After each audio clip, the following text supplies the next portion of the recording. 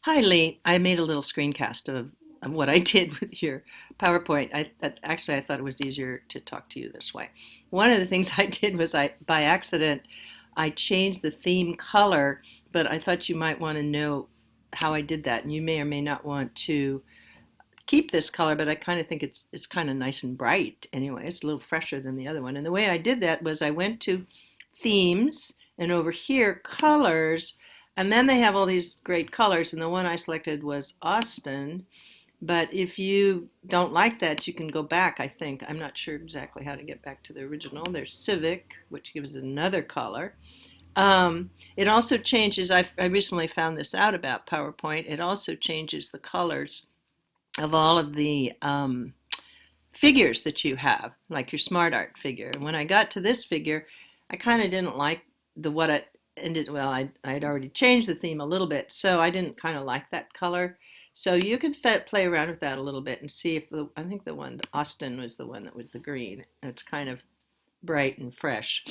Um, but otherwise, as I went through your slides, I just wanted you to see you did a great job, and um, and so I thought, well, okay, I gave some notes. I'll go through these. From facing and lacking, I made these just, oh, I dropped the ing on those words, capitalized the words. Let's see, what else did I do? Okay, so then I got here. I changed the font to black. That white font doesn't work very well in those boxes, so the black font works better, I always think, when I do a presentation. I hope this little circle here, you can read it when you present so that people can see what the components are. It seems a little small, but I don't know what else you can do with it. Um, this was the slide that I want to talk to you about. You have CLTs. I worked with this a little while. CLTs up here. Can Rhinus, Helms, etc. Actually study Chinese language teachers?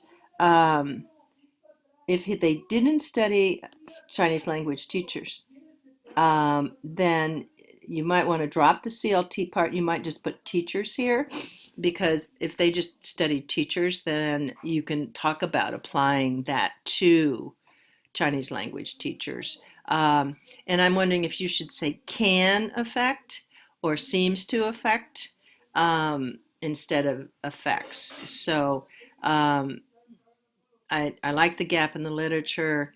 Um, I like the gap in the literature very well here. So the purpose is good, clear, both the broader goal and the purpose itself.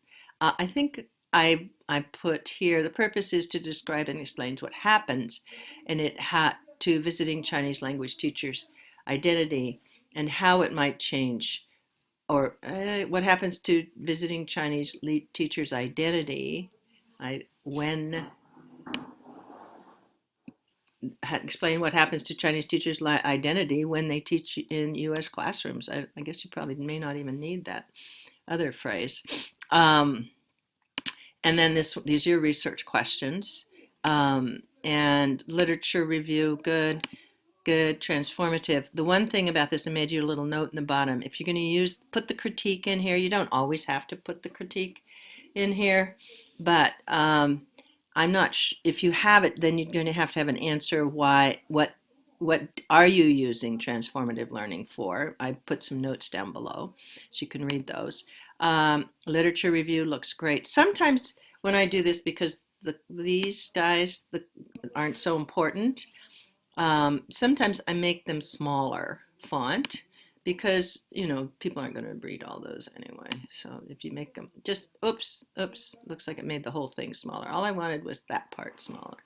So I guess I'm going to go back. But I mean, making this just this little, that.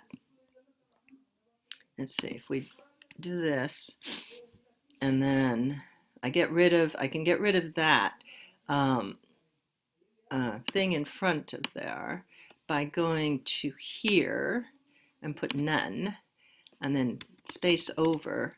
I think I can make this smaller if I use if I make that the one above it, a paragraph change. So let's see what happens here if I can decrease this size of this. Yeah, that's good. So in order to do that, you're going to have to hit return, get rid of the tag in front of there, move these guys over, probably hit return again, and then move these guys over. And then let's, oops, we don't want all of that. Let's just do this. Then take this and reduce the size of that font. Then what's really important is what you're saying, and people will see that you have references, which is good, but you don't have to have them really big on a PowerPoint because nobody's going to look at them at this point. And again, we got this problem. Just move that over. Okay. And then we'll put this one, let's see, what font is that? That's 14. Okay. So we need to put a paren at the end of this. And then take this down. Then your words that you want to emphasize become big. And we'll make this a 14. Okay, good. And it doesn't have to be big for the references. And again, go to the end, hit return, get rid of the little, this is the only way I know how to do this, is to go up here, hit none, and then make these go in. I guess make them small first. So they're supposed to be 14, so I'm going to go up here, make this a 14. And then I'm going to, I probably have to hit return to get that to work. And then your words stand out and not necessarily your references, which is good. But they see you have references, which is fine. Okay? Let's see what else. This looks great. This looks great. Looks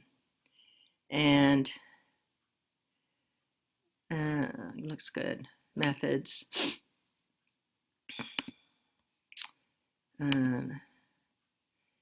Like it, scale items. I like what you did here. You can see my notes. I don't think there's anything else that I need to talk to you about, except, watch the theme color, see if you want to change it.